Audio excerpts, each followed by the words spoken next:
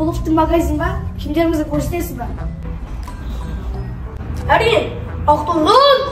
Ya sevmezsiz be. Buna kişiye kömekteş ver. Әрине былай қарап жүрміз. Kimlerimiz çok güzelsin. Kimlerimiz kaydan? Біздікі өзінікі өндірістікі. Ол сапасы зор екен. Қымбат та емес. Бұны алуыңыз керек. Жарайды, сапасы жақсы дейік. Бірақ бағасы қымбат емес пе? Сол мәселені біз қазір шешілеміз. Бір мақала жазамыз, хат жазамыз управлениеге. Түсінемін. Ана кісі қай тілде сөйлеп жатыр? Ол кісі көне Қазақстан тілімен сөйлеп жатыр. Не айтқан сізге? Бір бала жақсы, бір бала өкінішке орай. Ағай, мына кісі мені еріп айтып жатыр. Маған басқадан беріңізші. Ужас.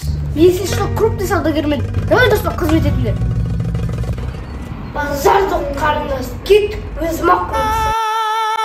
Ауылыңа бардым алыс. Ай, шекерске қатырас. Сені сүйіп қалғаннан. Қарындас, бізде не қызмет? Ағасы, сіздер бізге киім керек. Сіз тура келіңіз. Мен мұндай сата бермеймін.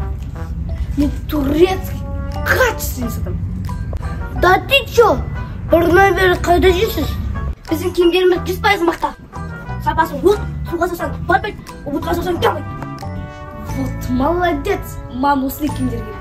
Мен только качественный киімдер саламын. Ой, біздің іздеп жүргеніміз сіз ғой. Қарашы, мынау қандай күшті киім. Мен осындай стильный киімдер сатамын. Обожаю, не деген вкус.